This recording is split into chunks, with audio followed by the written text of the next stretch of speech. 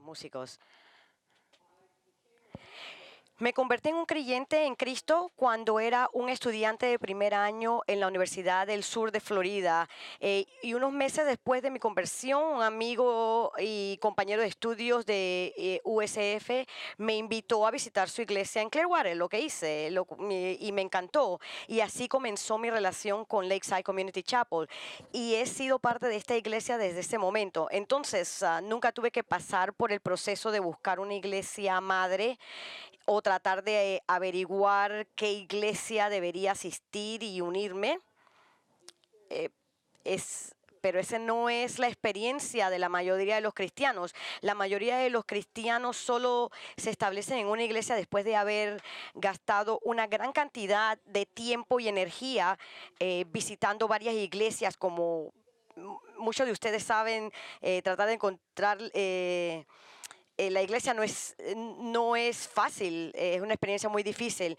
Y a la luz de mi reciente discurso sobre el estado de la iglesia, en el que hablé sobre la importancia de ser miembro de una iglesia local, decidí hacer una serie de 2 partes sobre cómo elegir una iglesia, con el propósito de ayudar a aquellos de ustedes que están convencidos de que ser miembro de una iglesia es bíblico, pero que necesitan un poco de orientación para determinar si Lakeside es la iglesia a la que deben unirse.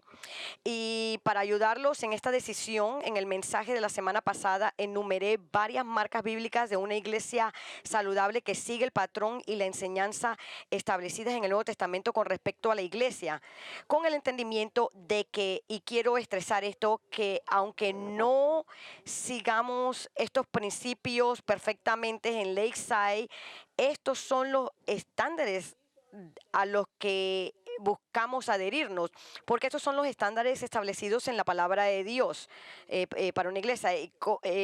Como ven, es crítico que comprendan lo que las escrituras enseñan sobre cómo debería funcionar una iglesia local, de manera que ustedes puedan escoger una iglesia estrictamente basadas en razones bíblicas y no en preferencias personales como el tamaño de la iglesia o su música o de programas para niños y jóvenes. Así, con esto en mente, la semana pasada vimos 4 cosas a tener en cuenta al elegir una iglesia, y yo les sugerí que buscaran por una iglesia donde la Biblia es la autoridad final en todos los asuntos, no en algunos asuntos, en todos los asuntos. Es el Señor dice, y eso es suficiente para todos los asuntos. Segundo, les dije que buscaran una iglesia donde la Biblia se enseña de forma exposicional.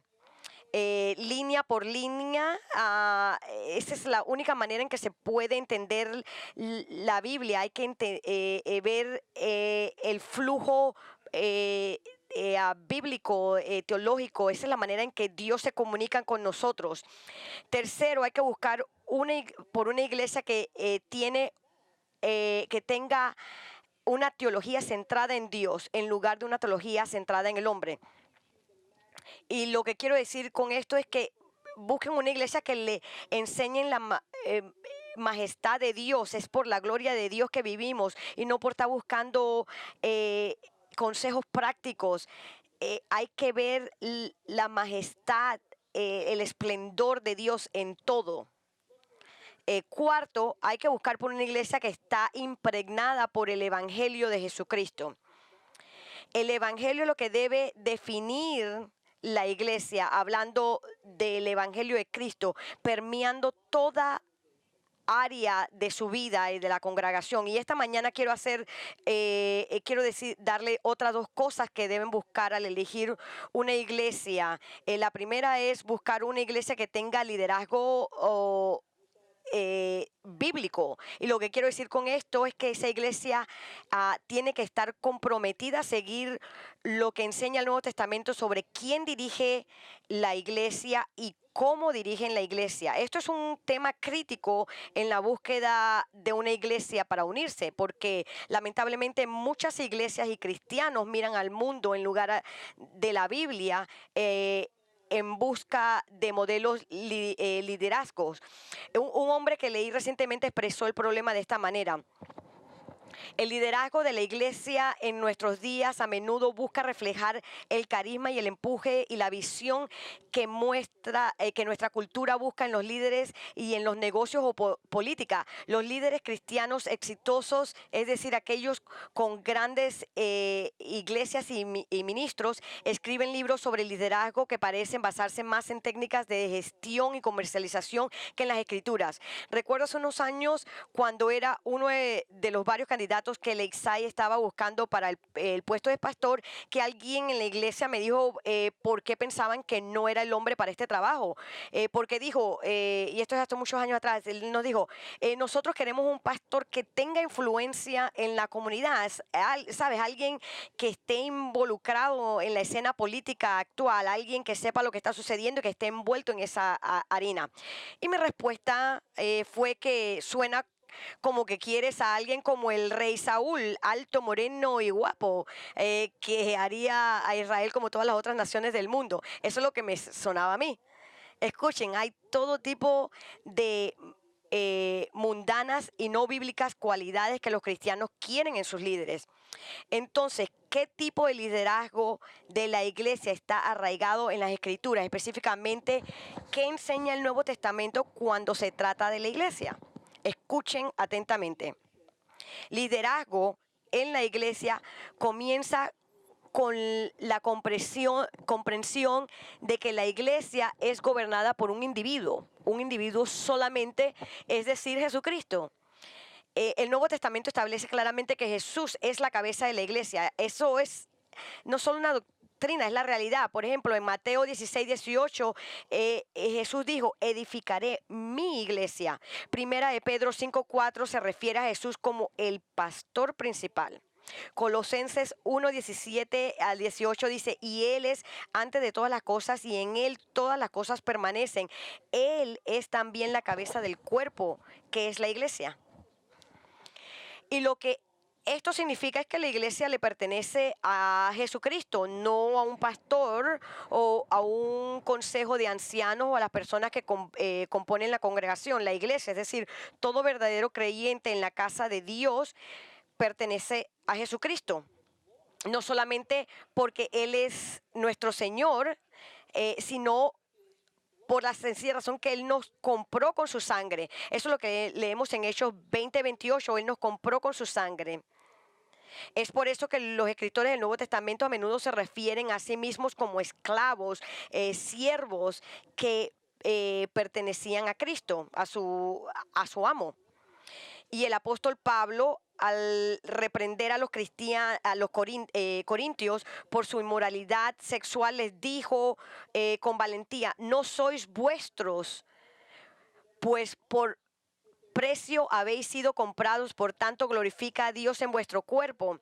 Es decir, Él les dice que no tienen derecho a hacer lo que quieran hacer con sus cuerpos, porque como cristianos ahora tienen otro Señor que gobierna sobre sus cuerpos, y ese Señor es Jesucristo, y Él les ordena abstenerse de la inmoralidad y en cambio glorificar a Dios con sus cuerpos. Entonces, si Cristo es la cabeza de su iglesia, entonces nos enfrentamos con una pregunta muy simple pero significativa.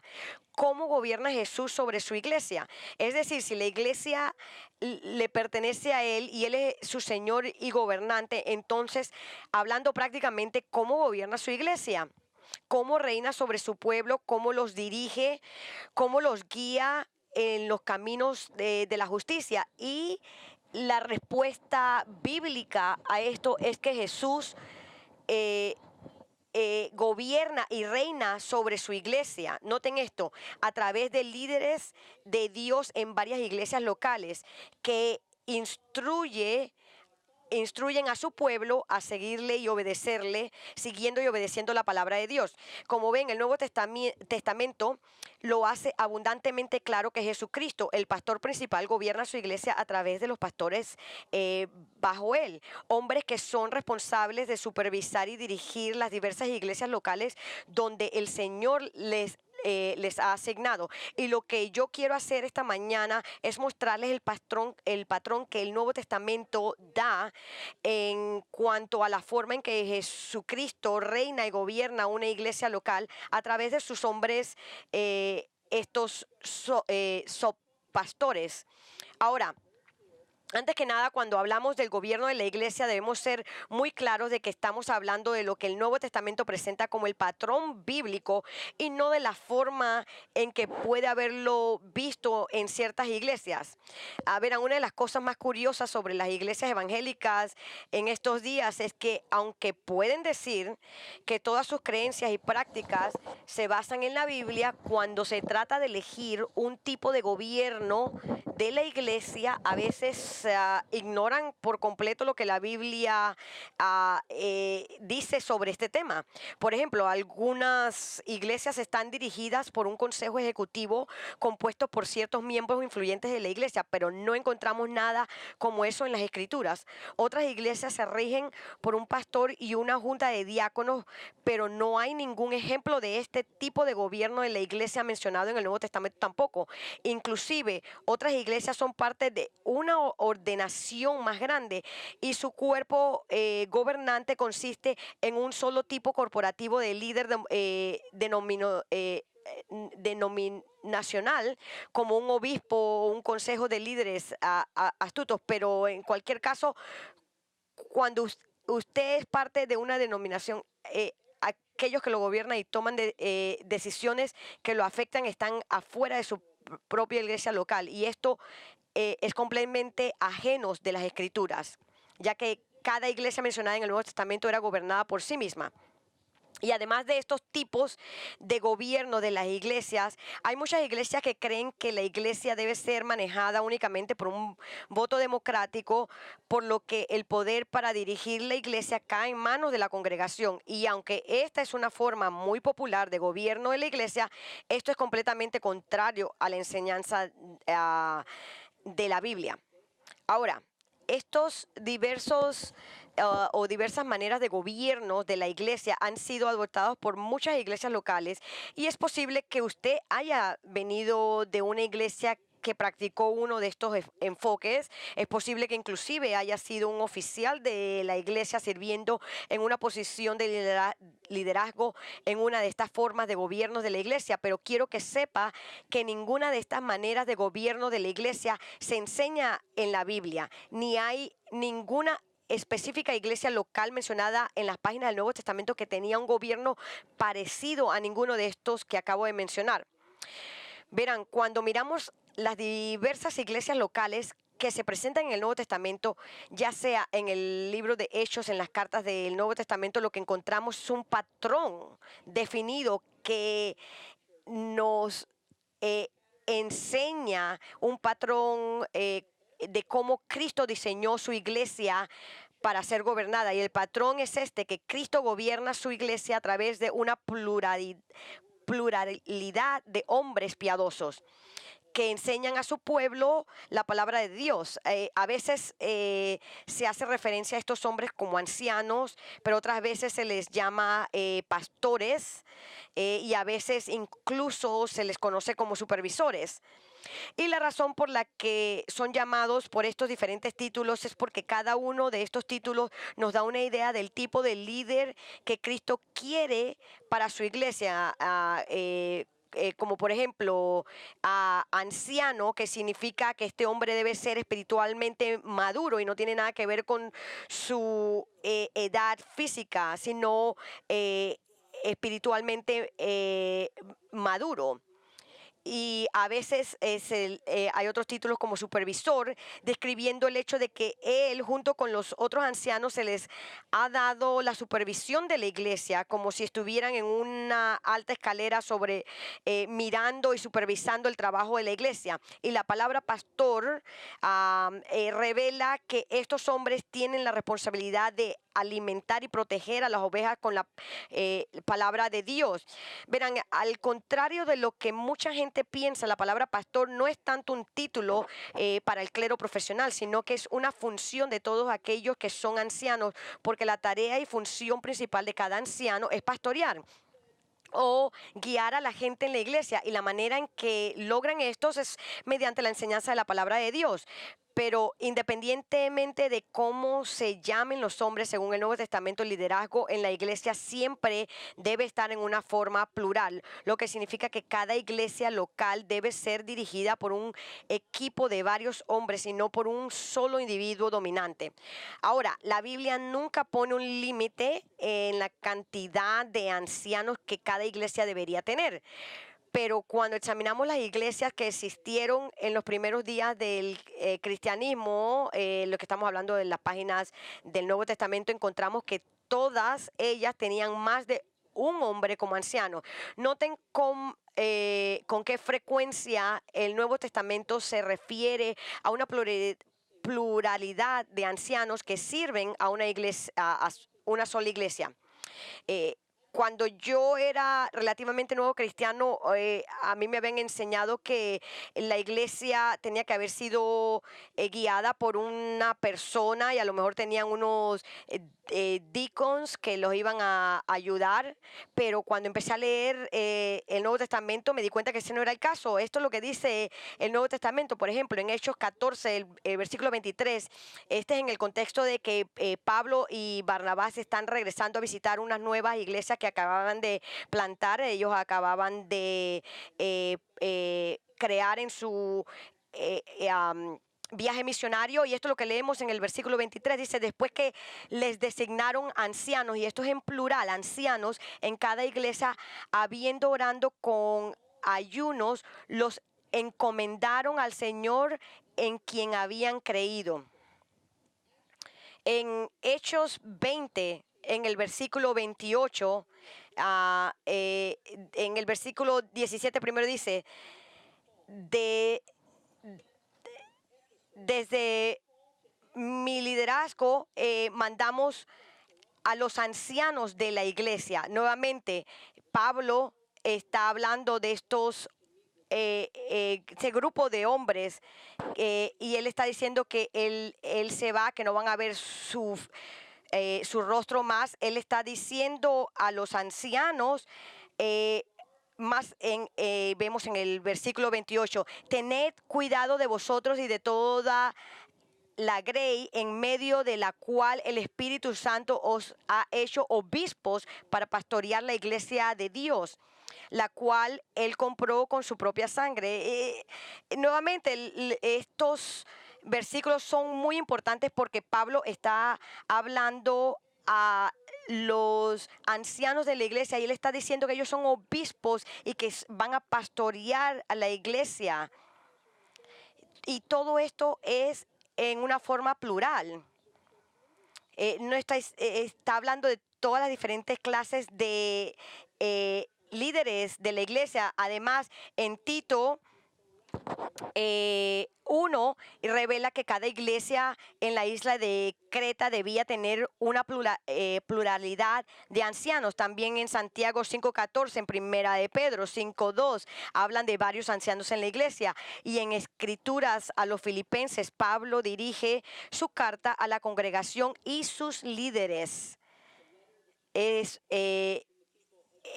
una carta que está dirigida nuevamente a la congregación, a sus líderes, que él identifica como los obispos y diáconos, supervisores. Los obispos es la manera que le llama, y diáconos siendo aquellos que ayudan a los ancianos. Escuchen, no hay ninguna iglesia mencionada en las páginas del Nuevo Testamento que fuera dirigida por un solo líder o por un gobierno mayoritario en la congregación. Siempre por un equipo de hombres que eran conocidos como ancianos, obispos, supervisores o pastores. Ahora, ¿por qué es eso? ¿Por qué Jesús construyó su iglesia para ser gobernada por un grupo de pastores en lugar de por un primordial pastor principal? Creo que hay una serie de razones prácticas para tener múltiples líderes en una iglesia en lugar de un solo hombre principal como la tarea de pastorear en una iglesia es demasiado grande para un hombre. Múltiples hombres equilibran las fortalezas y debilidades de cada uno en la administración de la iglesia, y una pluralidad de hombres protege a la iglesia de tener un líder obstinado que domine la iglesia para su propio beneficio. Sin embargo, mientras que todas estas razones prácticas para tener un equipo de ancianos en lugar de un solo pastor, quiero sugerirles lo que considero que es la razón principal de que Jesús ha diseñado su iglesia de esta manera. Es porque Él quería inculcar en su iglesia la verdad de que Él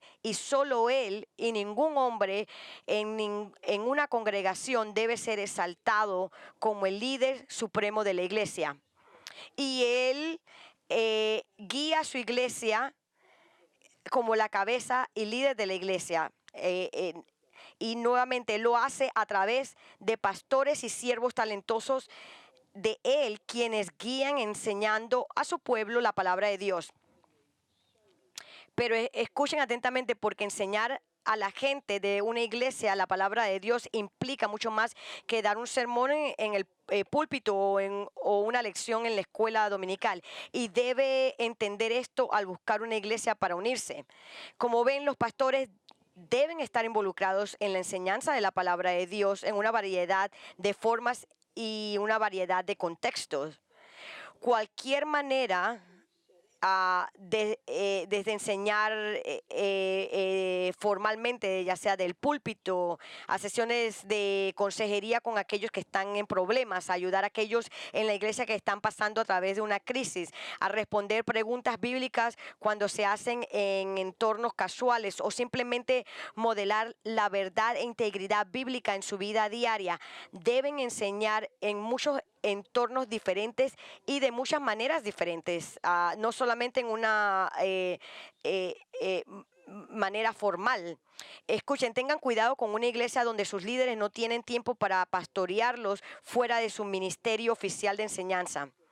Al explicar cuán importante es el elegir una iglesia donde los líderes están disponibles para ayudarlo fuera del púlpito o del aula, un maestro de la Biblia dijo esto: no es suficiente para una iglesia tener sana doctrina y que la predicación sea fiel a la escritura. Los líderes deben comprometerse a emular a Jesús, el buen pastor que dio su vida por sus ovejas. Algunos líderes están tan motivados para hacer crecer la iglesia al traer a más personas y recursos que no tienen tiempo para involucrarse realmente en ayudar a las ovejas sufriendo que ya tienen. Muchos pastores se niegan a invertir el tiempo en aconsejar a individuos y familias a través de conflictos y crisis. Algunos ni siquiera creen que están llamados a hacerlo, pero permiten a sus miembros o remiten a sus miembros a consejeros profesionales externos que pueden ofrecer consejos no bíblicos. Entonces, Cristo pastorea su iglesia a través de una pluralidad de hombres y nunca un solo líder dominante. Pero escuchen atentamente, porque es importante que sepa que los hombres que Cristo elige para dirigir a su iglesia deben ser hombres quienes ha llamado a dirigir, hombres a quienes ha dotado para dirigir su iglesia, y hombres que tienen las cualidades de carácter piadoso necesarias para dirigir a la iglesia de Cristo. Usted nunca debería considerar unirse a una iglesia donde los líderes no están calificados para liderar, porque noten esto: espiritualmente y en cuanto al carácter, inevitablemente serás como aquellos que te guían. Escuche lo que Jesús dijo en Lucas 6:40. Un discípulo no está por encima de su maestro, mas todo discípulo, después de que se ha preparado bien, será como su maestro. Jesús dijo: como estudiante, alumno, discípulo, serás como el que te enseña. Es por eso que es tan crítico estar bajo el liderazgo pastoral de los hombres de Dios, porque sin ni siquiera darse cuenta conscientemente, inevitablemente asumirá sus rasgos de carácter. Entonces, deben darle un ejemplo. Si usted se sienta debajo de un maestro militante de tipo legalista que siempre parece estar enojado y en guerra con cualquiera que no esté de acuerdo con él, entonces se convertirá de esa manera usted mismo pensando que está defendiendo la justicia cuando en realidad simplemente eres orgulloso, fariseico, como tu maestro. Y de la misma manera, si te sientas con un maestro amable y amoroso, entonces te volverás como ellos en tu comportamiento diario. El punto es que antes de unirte a una iglesia, debes asegurarte de que los hombres que están dirigiendo la iglesia están calificados para dirigir la iglesia. Y la forma de determinar esto es verificando las vidas de ellos y ver si tienen las cualidades de carácter que coinciden con las 20 o más requisitos para un anciano que Pablo enumera en primera de Timoteo 3 y en Tito 1. Por el bien del tiempo, solo voy a enumerar unas cuantas requisitos, pero usted puede estudiarlo por su cuenta. Nosotros tenemos varios sermones sobre esto que usted puede ver. Primero que nada, dice, un obispo debe ser pues irreprochable, marido de una sola mujer, sobrio, prudente, de conducta decorosa, hospitalario, apto para enseñar, no dado a la bebida, no pendenciero, sino amable, no contencioso, no avaricioso, que gobierna bien su casa teniendo a sus hijos sujetos con toda dignidad. Pues si un hombre no sabe cómo gobernar su propia casa, ¿cómo podrá cuidar de la iglesia de Dios? No un recién convertido, no sea que se envanezca y caiga en la condenación que cayó el diablo. Debe gozar también de una buena reputación entre los de afuera de la iglesia, para que no caiga en descrédito en el lazo del diablo. Por esta causa te dejé en Creta para que pusieras en orden lo que queda y designarás ancianos en cada ciudad como te mandé. Esto es, si algo es irreprensible, marido de una sola mujer, que tenga hijos creyentes, no causados de disolución ni de rebeldía, porque el obispo debe ser irreprensible como administrador de Dios, no obstinado, no iracundo, no dado a la bebida, pendenciero, no amante de ganancias deshonestas, sino hospitalario, amante de lo bueno, prudente, justo, santo, dueño de sí mismo, reteniendo la palabra, fiel, que es conforme a la enseñanza. Ahora comprendan que Pablo no está enseñando que los ancianos demuestren perfectamente estas cualidades, de modo que si, por ejemplo, alguna vez se enoja, ya no puede ser anciano, porque nadie podría hacer esto. Pero lo que Pablo está enseñando es que los hombres que dirigen la iglesia deben ser caracterizados por estas calidades o cualidades que estas son los requisitos que deben marcar y definir sus vidas. Y si una iglesia no está dirigida por hombres que tienen estas cualidades como características de su vida, entonces ni siquiera piense en unirse a esta iglesia, porque solo está pidiendo problemas. Pero si encuentra una iglesia donde se respetan estos estándares piadosos al elegir ancianos, entonces esa es una iglesia digna de su membresía. Entonces, ¿qué debe buscar al elegir una iglesia? Una iglesia donde la palabra de Dios es la autoridad final, una iglesia donde se enseña la Biblia de manera expositiva, una iglesia centrada en Dios y no centrada en el hombre, una iglesia impregnada por el Evangelio y una iglesia con liderazgo bíblico. Ahora, aunque hay otras cosas importantes que debe tener en cuenta al elegir una iglesia, en mi opinión, estas son las cosas esenciales y no negociables para buscar hay una más de estas cosas esenciales que le aconsejo que busque al elegir una iglesia, y es esto, donde la gente demuestre amor a otro. En Juan 13, Jesús dijo que el amor mutuo era la marca distintiva de sus seguidores. Él lo puso de esta manera en Juan 13, en el versículo 34 y 35. Dice, un mandamiento nuevo os doy, que os améis los unos a los otros, que como yo os he amado, así también os améis los unos a los otros. En esto os conocerás todos que sois mis discípulos, si os tenéis amor los unos a los otros.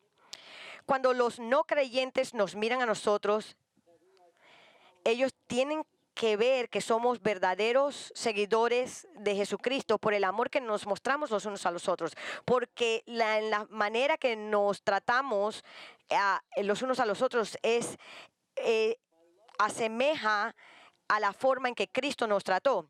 Y eso es sirviéndonos con amor, cuidándonos, haciendo humildemente esas pequeñas cosas que demuestran su preocupación por nuestro bienestar, que es lo que acaba de hacer por sus discípulos unos minutos antes al lavarle los pies.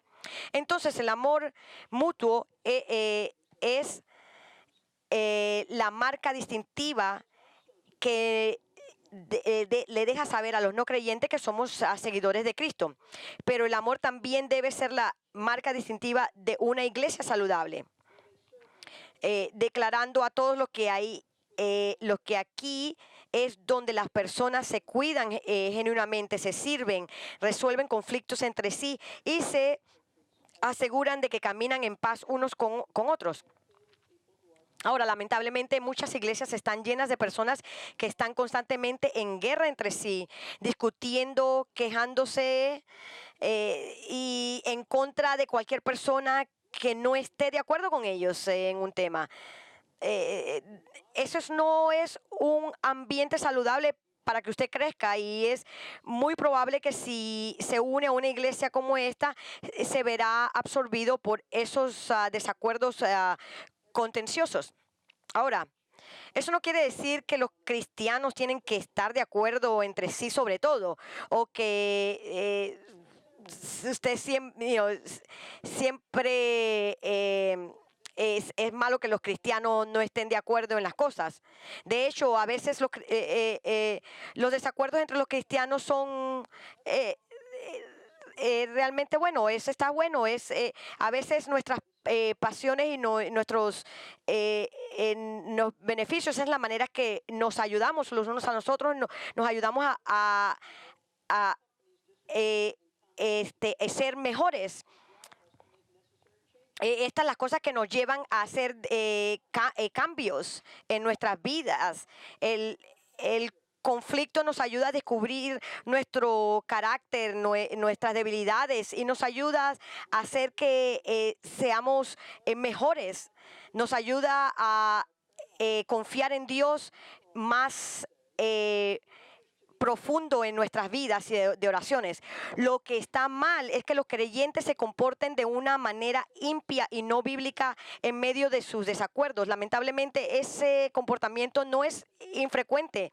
He hablado con muchas personas que han experimentado una agonizante división de la iglesia. A menudo lo que fue más perturbador no fue el desacuerdo, sino la política desagradable que lo acompañó, las malas palabras expresadas, las actitudes enojadas y los comportamientos infantiles, las terribles muestras de orgullo y egoísmo, las murmuraciones, la minimización del pecado y la desobediencia absoluta a la palabra de Dios, y la falta de perdón o interés en la reconciliación. Entonces, ¿cómo es una iglesia donde el amor y la paz prevalezcan a pesar de que puede haber legítimas discrepancias entre los miembros de la iglesia? Bueno, al comienzo de Efesios 4 leímos estos. El apóstol Pablo demuestra las actitudes de que los miembros de una iglesia deben tener si van o desean preservar la unidad y la paz preciosa que tienen debido a su unidad en Cristo. Esto es lo que Pablo dijo.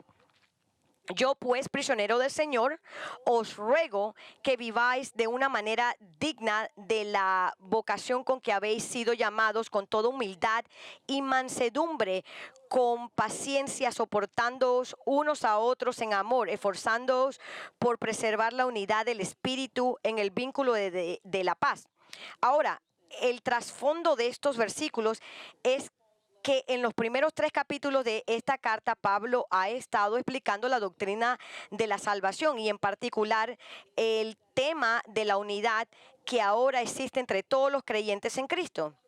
Debido a nuestra salvación común en Cristo, Pablo ha declarado que ahora somos una familia de hermanos y hermanas que comparten una vida común con Cristo y que el Espíritu Santo está habita en cada uno de nosotros. Y así, tras subrayar esta gran unidad entre los creyentes, Pablo ahora exhorta a los efesios a comportarse de acuerdo a la unidad que ellos tienen. Verán, de acuerdo con el versículo 3, la unidad del Espíritu a la que se refiere Pablo es lo que Dios, el Espíritu Santo, creó cuando nos colocó en el grupo de Cristo y nos hizo a cada uno un creyente y parte de una iglesia, una denominación. Esta unidad espiritual única nos dice que cada creyente está unido a cada uno porque tenemos el Espíritu de Cristo, haciéndonos uno en Cristo y uno con cada uno de nosotros en el cuerpo y familia de Dios. Ahora, lo importante es darse cuenta de que esta unidad ya existe con todos los verdaderos creyentes. No tenemos que crearla, tenemos que cuidarla y preservarla, protegerla. Y no interrumpirla luchando con conflictos. Ahora, entiendan que el mundo de Pablo nunca había visto nada como la iglesia, donde la gente de esos diversos antecedentes o diversos lugares religiosos, sociales, culturales, económicos, lo que sea, se estaban comportando ahora como miembros de una familia. Esto es precisamente lo que sucedió cuando Cristo formó su cuerpo y salvó a todo tipo de personas diversas. Tantos diferentes vínculos, judíos, gentiles, esclavos, hombres libres, mujeres libres, ricos, pobres, educados, sin educación. Ellos ahora eran una familia y eran miembros el uno del otro. Y eso es exactamente lo que tenemos hoy en nuestras iglesias locales, personas que son en muchos aspectos diferentes a nosotros, pero que han sido unidas por el Espíritu Santo para formar el cuerpo de Cristo y por lo tanto necesitan ahora funcionar como el cuerpo unificado de creyentes, como nos debemos tratar los unos a los otros. Como dice el apóstol Pablo, para preservar la unidad del Espíritu, que tenemos que tener las actitudes correctas, de manera que no estemos peleando los unos con los otros. Estas son las actitudes que tenemos que tener. La primera actitud que Pablo menciona en Efesios 4, que es necesaria para que una congregación esté en paz los unos con los otros, es tener la actitud de humildad. Él dice con toda humildad, y lo que esta palabra significa es tener humildad mental, y es una palabra que aparentemente el apóstol Pablo acuñó e inventó, porque en su día los griegos y los romanos no tenían esa palabra en su vocabulario, porque al igual que en nuestro moderno mundo, la humildad mental era un concepto extraño para ellos y algo que miraban con desprecio. Pero independientemente de cómo el mundo tiene este concepto de humildad, la humildad es una virtud a los ojos de Dios. De hecho, es fundamental para todas las otras virtudes que Pablo menciona en los versos iniciales en Efesios 4, y es esencial si vamos a preservar la unidad en la iglesia. John MacArthur escribe: la humildad es la virtud cristiana más fundamental. Ni siquiera podemos comenzar a complacer a Dios sin humildad.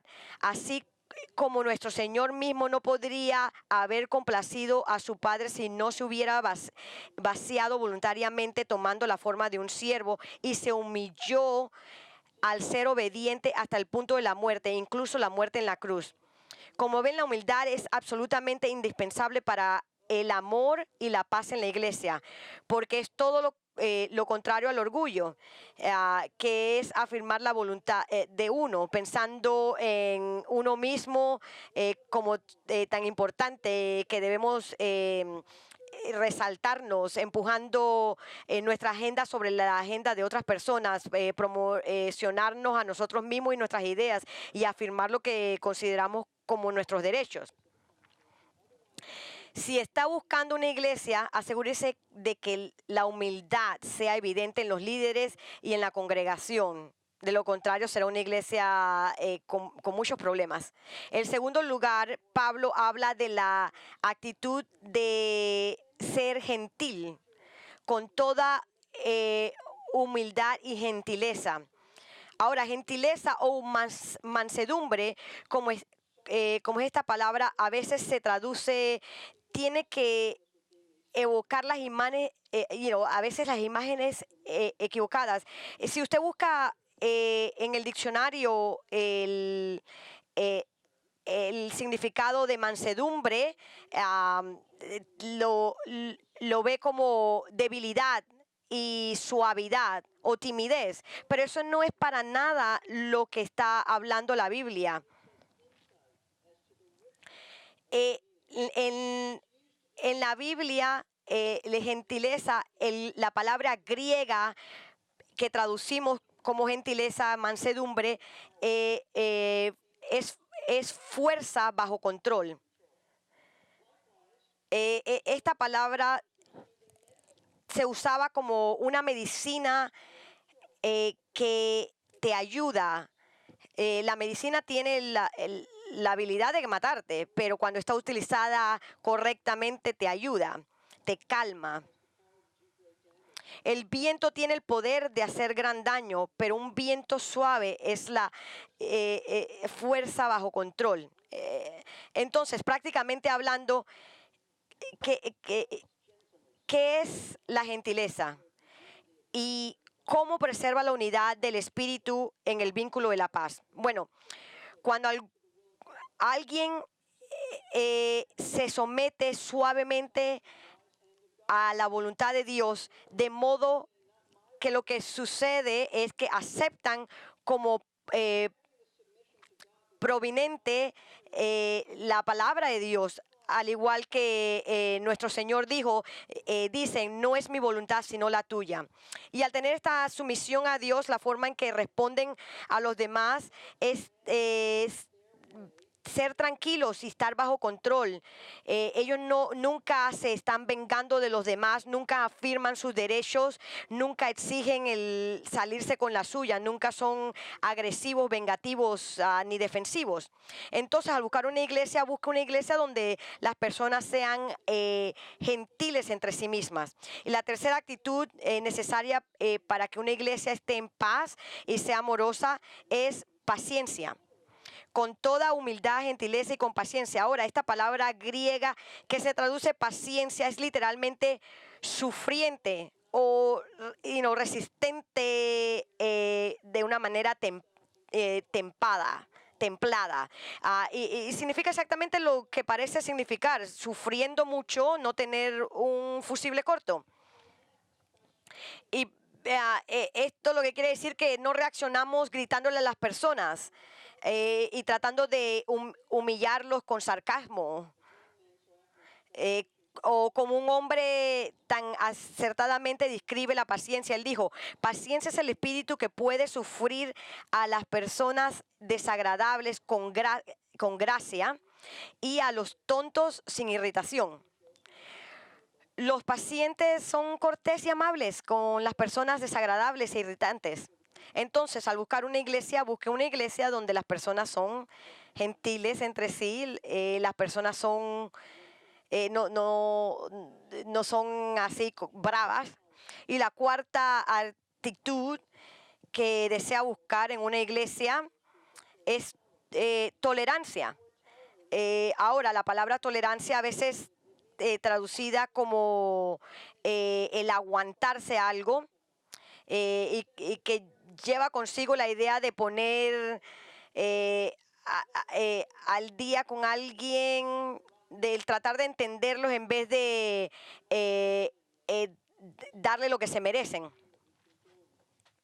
Esto no quiere decir, déjenme explicar, esto no quiere decir que vamos a estar de acuerdo con comportamiento pecaminoso. No. Ahora, esto lo que quiere decir es que vemos el pecado de las personas, pero escogemos el no ponerlo en contra de ellos, perdonándolos. Este es el tipo de tolerancia del que Pablo está hablando, con paciencia. Ah, él no quiere decir que simplemente toleramos el mal, el comportamiento, no. Noten lo que Pablo dice al final de Efesios 2. Él dice, con toda humildad y mansedumbre, con paciencia, soportándoos unos a otros en amor. Y la última actitud que Pablo dice que es necesaria para preservar la unidad del espíritu en el vínculo de la paz es el amor. Y él conecta el amor a la tolerancia. Pero el amor es en realidad una virtud en sí misma, porque el amor es lo que levanta todas estas virtudes de ser cualidades de automejoramiento a reflejar la verdad piadosa de Cristo en el carácter de alguien. Ahora, incluso una persona no salva puede parecer humilde, gentil, paciencia y tolerante en el exterior, si es lo suficientemente disciplinado y tiene el control de sus emociones, pero solo un cristiano puede ser genuinamente humilde, gentil, paciencia y tolerante por dentro. Y la razón de esto es porque solo un cristiano tendrá la motivación correcta para llevar a cabo estas actitudes, y esa motivación correcta es el amor. Ya ven, cuando Cristo vive en usted, usted ama a otras personas porque Él te da ese amor por ellas. Y usted quiere lo mejor para ellas. Si usted encuentra una iglesia donde la gente es humilde, gentil, paciente, tolerante, entonces ha encontrado una iglesia que es amorosa y digna para usted unirse a ella. Amigos, como ven, estas son las cosas esenciales que les recomendaría que busque. Le aconsejo que busque al elegir una iglesia donde la palabra de Dios es la autoridad final en todos los asuntos, una iglesia donde se predica la Biblia de manera expositoria, una iglesia que tiene una teología centrada en Dios, en lugar de una teología centrada en el hombre. Una iglesia que Dios es el punto focal. Una iglesia que tiene liderazgo bíblico, y una iglesia donde las personas demuestran tangiblemente el amor mutuo. Este es el tipo de iglesia a la que debería unirse y participar activamente. Pero antes de hacer eso, usted absolutamente tiene y debe conocer a Jesucristo como su Salvador y Señor, porque eso es lo más importante en su vida, por la sencilla razón de que algún día su vida en la tierra va a terminar y usted va a tener que confrontar la eternidad y va a enfrentar a Dios. Y lo único que realmente importará en ese momento es el tener sus pecados perdonados por Dios. Y para eso usted tiene que conocer a Cristo, tiene que venir a Él por fe y confiar en su muerte para su salvación. En las palabras de Jesús, usted tiene que haber nacido nuevamente. Su vida abre sus ojos y le enseña su depravidad y su pecado.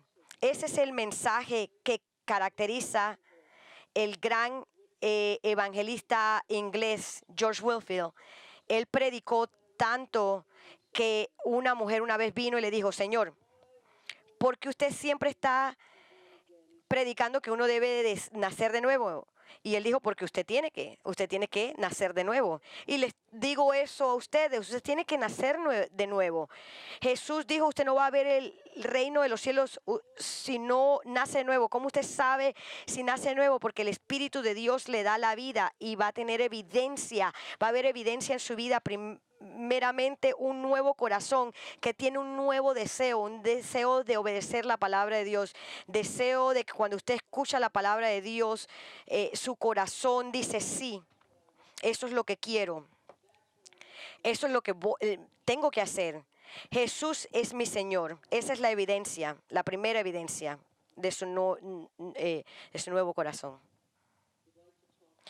Si usted quiere hablar con uno de nuestros pastores acerca de conocer a Cristo y cómo nacer de nuevo, de tener el perdón de sus pecados, entonces venga aquí al frente al cierre de el servicio. Yo voy a orar ahorita y Joel va a cerrarnos con una canción de respuesta. Señor, te damos gracias de que tu palabra es cierta.